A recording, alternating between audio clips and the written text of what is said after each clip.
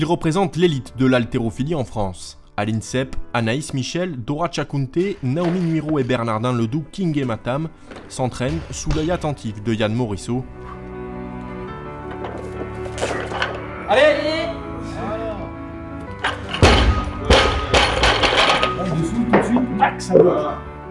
Le préparateur physique de Teddy Riner a en charge avec Franz Félicité et Venceslas Dabaya de réadapter la préparation de ses champions pour les Jeux Olympiques.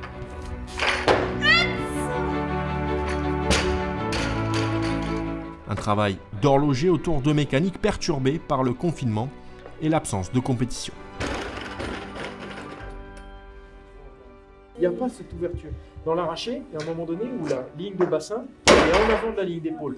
Ouverture et je passe dessous. Et là, ça reste très scolaire, c'est super droit. Et tu as même les épaules qui viennent basculer un peu de là. Tu ne tires pas profit de ta puissance. À l'heure actuelle, en équipe de France, il y a 5 athlètes qui sont encore éligibles pour les Jeux de Tokyo, 4 filles et un garçon.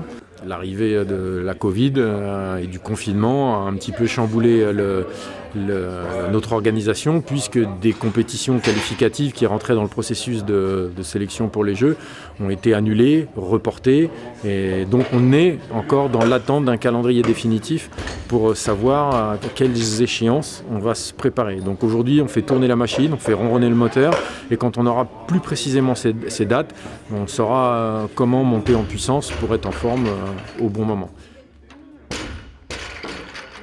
Quand je prends un point de focus ou deux, ça va. Dès que je pense à un Ouais, c'est toi qui t'infliges trop de passages obligés en fait. trop d'analyse là, je pense. Trop de points de focus. Tu focalises sur un point. Ouais. Et un point, ça suffit. Je pense, ouais. Et la preuve, c'est que les meilleurs moments que tu fais, c'est quand tu réfléchis plus, tu vas juste voilà. à l'engagement. Ouais. Bah, de toute façon, c'est ton souci. C'est que parfois, tu es trop perfectionniste et ça te bloque. Tu veux trop maîtriser trop d'éléments. À 95%, c'est bien. Et puis oui. les 5 derniers pourcents, ça peut être... Allez. Le souci du détail, Anaïs Michel en a peut-être conscience plus que quiconque, elle qui a raté par 2 fois les qualifications pour les Jeux Olympiques. En tête du classement européen dans sa catégorie des moins de 48 kg, elle est pour l'heure dans l'attente de son billet pour Tokyo.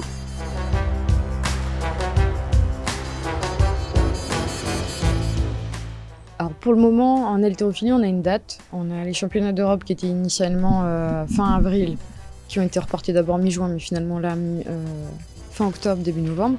Donc pour le moment, j'ai déjà une date de compétition. Et après, on navigue à vue, comme toutes les autres disciplines. On ne sait pas encore comment ça va se passer, mais la question qu'on se pose tous en haltérophilie, c'est quand est-ce que la qualification olympique va s'arrêter?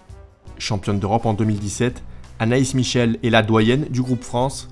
Si sa reconversion professionnelle après les Jeux devra attendre encore 1 an, l'Olympiade de Tokyo ne reste pas une finalité.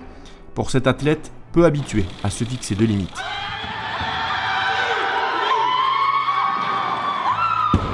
Après les Jeux Olympiques, je ne compte pas arrêter ma carrière.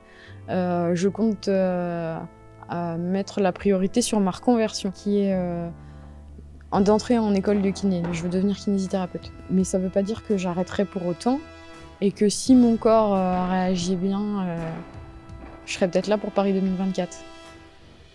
Anaïs, je la connais depuis mon arrivée en 2013, et en 2013 elle était déjà là, donc elle me précède, j'allais dire, sur l'INSEP. C'est la doyenne de l'équipe de France, et qui plus est dans une petite catégorie, donc c'est un beau parcours, parce qu'elle arrive en fait à son meilleur niveau, à un âge où déjà beaucoup ont arrêté.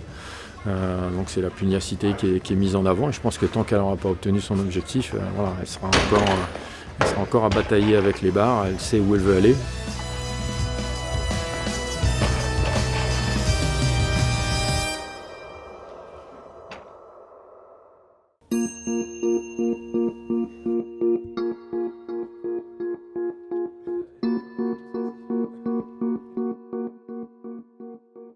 Le processus de sélection, il est assez compliqué aujourd'hui. Ce qu'il faut pour avoir sa place directement, c'est être dans les 8 meilleurs mondiaux dans une ranking list mondiale, dans les 8 meilleurs mondiaux à 1 par pays. Ça, c'est la première option. Ou être premier Européen hors top 8. Et sauf contre-performance, on peut penser que, notamment pour 3 d'entre eux, qui sont Gaël Nayo-Ketchanke, qui n'est pas encore ici mais qui va arriver puisqu'elle est interne, donc à la rentrée, Anaïs Michel et Bernardin Kingé-Matam. Et après, la petite jeune, entre guillemets, Dora, est en embuscade. C'est-à-dire qu'elle est très très proche de se qualifier et compte tenu de sa forme ascendante par rapport à ses adversaires, on a de bonnes raisons de penser qu'elle peut franchir le gap. Programmée pour Paris 2024, Dora Tchakounte a été confinée chez elle sans avoir la possibilité les premières semaines d'avoir du matériel pour s'entraîner. Un véritable coup d'arrêt dans son ascension fulgurante.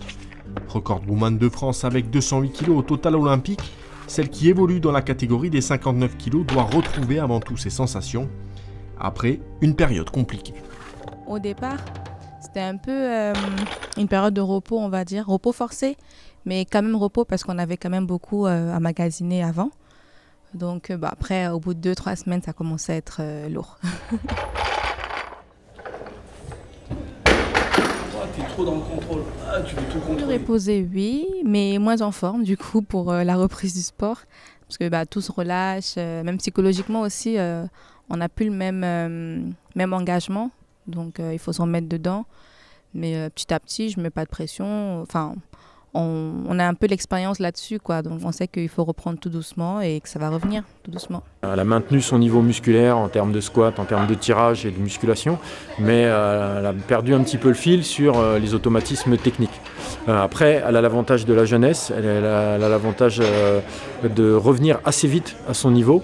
Et c'est ce qu'on est en train de voir, c'est que l'un dans l'autre, si ça a été très dur à vivre pour elle, ça y a peut-être amené un petit peu de fraîcheur et aujourd'hui je la trouve pas si mal sur l'entraînement. C'est sans doute aujourd'hui la seule qui peut faire la passe des 2 prochains jeux, c'est-à-dire qu'elle va prendre de l'expérience sur les Jeux de Tokyo, parce qu'elle a de bonnes chances, comme je le disais, de se qualifier pour Tokyo, mais surtout elle devrait être à son point d'orgue pour Paris 2024, puisque elle n'a que 25 ans et donc elle sera encore en âge de performer largement pour Paris. Une Olympiade à domicile qui passe par Tokyo. Pour l'heure, Dora Tchakounte attend que sa qualification soit validée comme l'ensemble de l'équipe de France.